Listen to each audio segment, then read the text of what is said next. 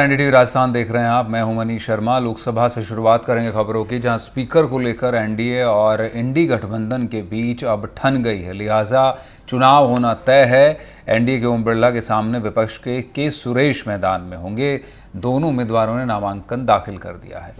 विपक्ष deputy speaker पद पर भरोसा चाहता था, लेकिन फिलहाल सत्ता पक्ष ने कहा कि वो बाद में देखेंगे, पहले आप अध्यक्ष पद पर समर्थन करें। इसके लिए विपक्ष तैयार नहीं हुआ।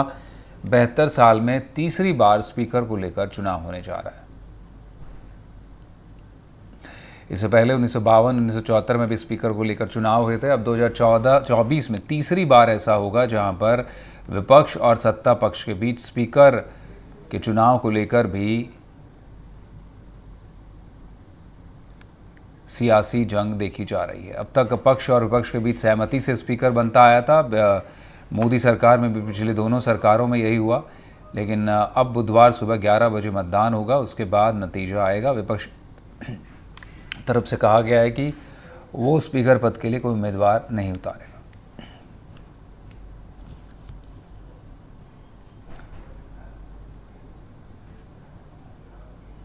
तो ये दोनों तस्वीरें आप देख सकते हैं इस वक्त पर, जहां पर ओम बिरला के नॉमिनेशन के वक्त पर बीजेपी के तमाम नेता आप देख सकते हैं, एनडीए के साथी भी वहां मौजूद रहे। और दाईं तरफ आप बीजेपी के नेताओं की तस्वीरें देख सकते हैं और बाईं तरफ कांग्रेस नेता के सुरेश पहुंचे, जहां पर डी राजा, आप दीपेंद्र हुड्डा को देख सकते हैं, वेणुगोपाल देख सकते हैं, जहां पर उनके नॉमिनेशन के लिए पहुंचे हैं। तो लोकसभा सचिवालय में दाखिल किया गया नॉमिनेशन और एनडीए के प्रत्याशी ओम बिरला होंगे। जैसा अभी हमने आपको बताया कि 7 दशक में तीसरी बार ही ऐसा होगा जब स्पीकर पद का चुनाव होगा। संविधान का अनुच्छेद 93 इसके तहत लोकसभा अध्यक्ष चुने जाते हैं। सांसद अपने में से 2 सांसदों को सभापति और उपसभापति चुनते हैं। आमतौर पर सत्ता पक्ष लोकसभा अध्यक्ष पद के पास रहता है और उपसभापति पद विपक्ष को दे दिया जाता है। इस बार विपक्ष उपसभापति या आप कहें कि डेप्यूटी स्पीकर के लिए श्योरिटी चाहता था सत्ता पक्ष से, लेकिन जो उसे नहीं मिल पाई और फिर बात अध्यक्ष पद पर चुनाव पर ही आ पड़ी। तो उसके चलते अब चुनाव होंगे और बुधवार को 11 बजे मतदान होगा।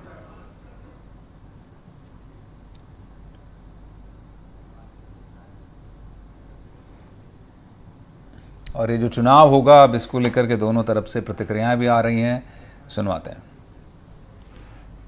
अगर समर्थन है और जब रक्षा मंत्री जी ने उनसे ये वादा किया कि हम लोग सब लोग बैठेंगे, वहाँ गृह मंत्री जी भी थे, भारतीय जनता पार्टी के अध्यक्ष माननीय नड्डा साहब भी थे, सब लोगों की उपस्थिति में हम सब लोग वहाँ थे। हम सब लोगों के उपस्थिति में माननीय रक्षा मंत्री जी ने कहा कि जब उपाध्यक्ष का चुनाव होगा हम निश्चित तौर पर बात करके करेंगे। लोकतंत्र में आखिर होता क्या है? लोकतंत्र में बातचीत से रास्ता निकलता है। तो बातचीत करने की बात उन्होंने कही, जिसको उन्होंने स्वीकार नहीं किया। उनका कहना था कि अभी इसी समय आप इस शर्त को स्वीकार करिए, तो शर्तों के आधार पर लोकतंत्र नहीं चलता। पहले लोकसभा का उपाध्यक्ष कौन होगा वो पहले तय करें, फिर अध्यक्ष के लिए समर्थन मिलेगा। इस प्रकार की राजनीति को हम की निंदा करते हैं और मुझे लगता है कि अच्छी परंपरा ये रहती है कि लोकसभा निर्विरोध एक सर्वसम्मति से अध्यक्ष चुनता, तो लोकसभा की भी मर्यादा अच्छी रहती, सभी पक्ष का उसमें योगदान रहता और स्पीकर वैसे भी किसी सत्तारूढ़ पार्टी या विपक्ष का नहीं होता है, वो पूरे सदन का होता है। वैसे ही उपाध्यक्ष भी कोई पार्टी या दल का नहीं होता है, पूरे सदन का होता है और इससे उसमें सदन की सहमति हो। ऐसे शर्तों के आधार पर कि किसी एक पर्टिकुलर व्यक्ति या पर्टिकुलर पक्ष का ही उपाध्यक्ष हो, वो लोकसभा की कोई परंपरा में नहीं बैठती। सीधी सी कोशिश ये होगी कि आप ये देखिए कि इनको प्रोटेम स्पीकर होना था, नहीं है, लेकिन अगर विपक्ष के ये साझा उम्मीदवार है तो ये संदेश कई लोगों तक जाएगा, बहुत दूर तक जाएगा।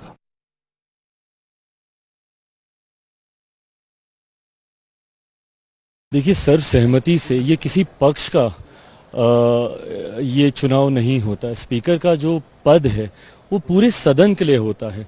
ऐसे में आज़ादी के बाद मुझे तो नहीं याद कि इस तरीके के पद को लेकर चुनाव हो, पर जिस तरीके से विपक्ष की इस बार भूमिका रही है और शर्तों के साथ जिस तरीके से विपक्ष सामने आया है कि आप डिप्टी स्पीकर के पद पर सहमति कीजिए, जबकि हम सब लोग उसके लिए चर्चा के लिए तैयार थे, पर उसके बावजूद शर्त रखना, उस पर अड़ना और इस तरीके से अपनी भूमिका को निभाना मुझे नहीं लगता कि उचित है। बहरहाल जीत सुनिश्चित है, अगर चुनाव ऐसा होता भी है उसमें कहीं कोई शंका की बात नहीं है।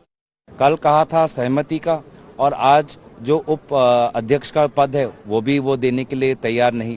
तो अगर पहले जैसा ही अहंकार बरकरार रहेगा तो हमारा भी लोकतंत्र को बचाने का और सदन की गरिमा को बचाने का संघर्ष बरकरार रहेगा, और इसीलिए हमने अपनी तरफ से के सुरेश जी उनको आगे हमने किया है।